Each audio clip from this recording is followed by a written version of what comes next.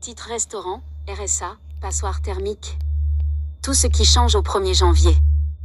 Comme chaque année, de nombreux changements sont à venir au 1er janvier. Des changements qui pourraient encore évoluer si un budget venait à être voté. Tous les mois, de nouvelles choses changent dans notre quotidien. Encore plus lorsque ce changement de mois correspond à une nouvelle année. À partir du 1er janvier, il y aura ainsi des bonnes nouvelles, d'autres, plus nombreuses, seront moins favorables et du nouveau dans la vie de tous les jours. Allocation, logement, santé. On fait le point. Les règles du RSA se durcissent.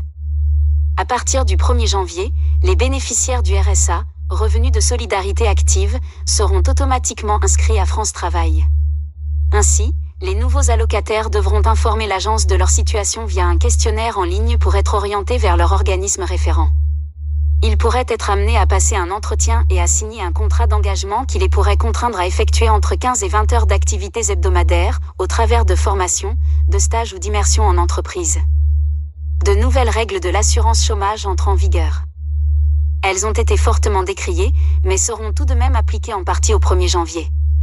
Les nouvelles règles d'indemnisation des chômeurs dont la majeure partie sera mise en application au 1er avril 2025, pour des raisons opérationnelles, explique l'UNEDIC.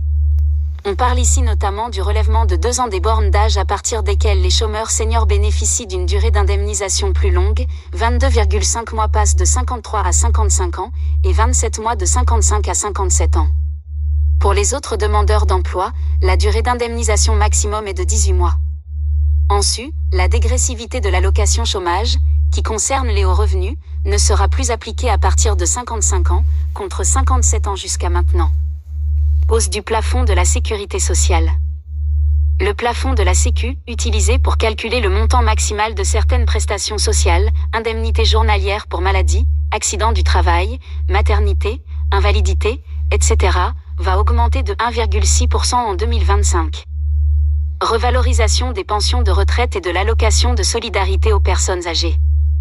Toutes les pensions de retraite de base augmenteront de 2,2% au 1er janvier, à hauteur de l'inflation. Alors qu'initialement le gouvernement voulait proposer de n'attribuer que la moitié de cette revalorisation pour épargner les comptes de la sécurité sociale, la motion de censure du gouvernement Barnier a annulé cette mesure et la revalorisation s'appliquera selon la formule de calcul habituelle. Attention toutefois, les pensions versées en janvier correspondent au mois de décembre, cette revalorisation ne sera alors perceptible qu'en février. Même topo pour l'allocation de solidarité aux personnes âgées, ASPA, qui augmentera de 2,2%. Les proches aidants indemnisés plus longtemps, pour un autre proche. Il sera possible de toucher l'allocation journalière du proche aidant, AJPA, plus longtemps en 2025, si l'AJPA est demandé une autre fois pour aider une autre personne. S'ils respectent certaines conditions, les aidants ne peuvent toucher cette allocation fixée à 64,54 € par journée que 66 jours par an. Il sera possible d'augmenter ce quota si une nouvelle demande est faite pour un autre proche dans la limite de 22 jours par mois et de 264 jours sur l'ensemble de la carrière du bénéficiaire. Le taux du PEL baisse, mais les virements instantanés deviennent gratuits, enfin c'est tout comme. Peu de lien direct entre ces deux informations si ce n'est qu'il va falloir y penser en faisant vos comptes en ce début d'année.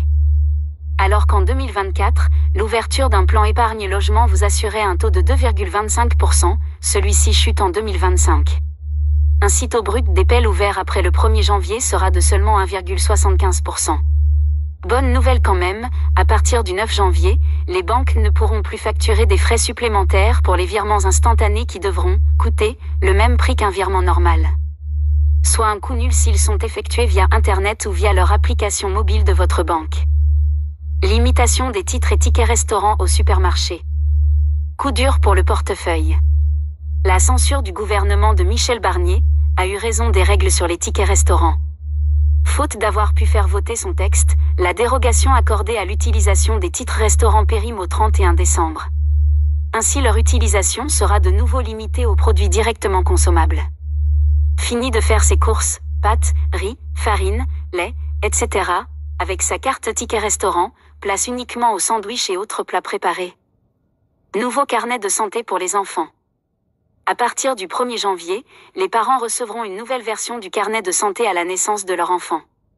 Ce carnet, New Look, intégrera de nouveaux sujets, comme la pratique de l'activité physique, l'usage des écrans et l'endométriose. Les 20 examens de santé obligatoires seront tous détaillés avec l'ajout de 8 examens de santé. Le nouveau carnet de santé intégrera aussi le nouvel examen à 6 ans. Il devrait permettre un meilleur suivi avec des conseils de prévention du petit âge jusqu'à l'adolescence. Ainsi, regrouperont des conseils et des recommandations générales aux parents sur les bonnes pratiques à adopter face aux écrans à chaque âge et le score d'Apgar, un barème rempli à la naissance pour jauger l'état de santé du bébé à l'aide de 5 critères: respiration, fréquence cardiaque, couleur de sa peau, activité et réaction aux stimuli. La santé de la mère sera également prise en compte, avec un suivi sur la dépression postpartum. Le prix des courriers et colis va augmenter. Tout augmente, ma bonne dame. Même le prix du courrier. En 2025, le prix des colis et courriers va augmenter de 6,8% en moyenne. Une hausse décidée pour couvrir les pertes liées à la baisse du volume du courrier et à l'inflation, a expliqué la Poste. Ainsi, la lettre verte passera de 1,29 € à 1,39 € tandis que la lettre recommandée augmentera de 5,74 € contre 5,36 € en 2024. Les prix des colissimo eux aussi seront plus chers avec une hausse moyenne de 5,2%, toutes destinations confondues, France et internationales, pour les particuliers. Seule la lettre rouge conservera son tarif de 1,49 €. Fin des passoires énergétiques classées G. La location des logements de classe G du diagnostic de performance énergétique, DPE, c'est-à-dire les plus énergivores, sont, à compter du 1er janvier 2025, interdits à la location. Ils seront suivis en 2028 des logements classés F, puis des logements classés E en 2034.